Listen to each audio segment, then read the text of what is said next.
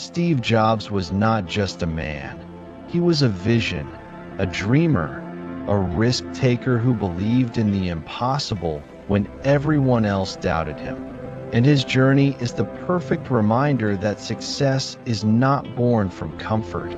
It is born from struggle, rejection, and the courage to stand up again and again no matter how many times life knocks you down.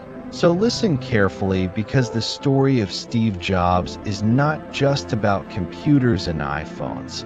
It is about what you can do with your life if you refuse to quit. Steve was born in 1955 in San Francisco and given up for adoption at birth. Right from the start, his life was uncertain, yet destiny had something bigger planned. He was raised by a working-class family. His father taught him how to build things with his hands, and his mother pushed him to focus on education. But Jobs was never the ordinary student. He was curious, restless, and always searching for something deeper than the usual classroom lessons. And that hunger inside him would one day change the world. He went to college at Reed, but dropped out after 6 months because he did not want to waste his parents' money. He was sleeping on friends' floors, collecting Coke bottles for food money, and walking 7 miles every Sunday for a free meal at the Hare Krishna temple. Life was tough, but he followed his curiosity. He took a calligraphy class that seemed useless at the time, but years later it gave the Macintosh its beautiful typography, proof that sometimes the dots in life only connect when you look back. In 1976, Steve Jobs and Steve Wozniak built the first Apple computer in a garage.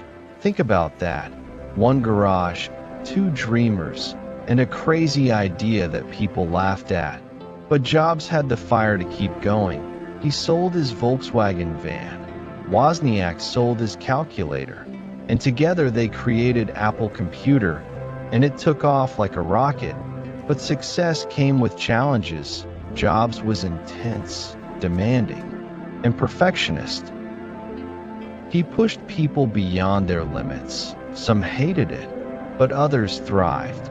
And under his leadership, Apple launched the Macintosh in 1984, a computer that introduced a new era of technology with a graphical interface and a mouse when the world was still typing commands. But then the unthinkable happened. Steve Jobs, the founder, the visionary, was fired from his own company. Imagine that, building something from scratch, pouring your soul into it, and then being told you are no longer needed. Most people would have given up, disappeared into the shadows, but not Steve Jobs. He said in his Stanford speech years later, being fired from Apple was the best thing that could have happened to him, because it freed him to enter one of the most creative periods of his life. And that is a powerful lesson. Sometimes rejection is redirection. After leaving Apple, Jobs founded Next, a computer company ahead of its time. And he also bought Pixar, a small animation studio that nobody believed in. But Jobs believed. He invested millions of his own money, and years later Pixar released Toy Story, the world's first fully computer-animated film, which changed cinema forever, and suddenly Steve Jobs was back in the game. Not just as a tech entrepreneur, but as a Hollywood giant. And then destiny called again.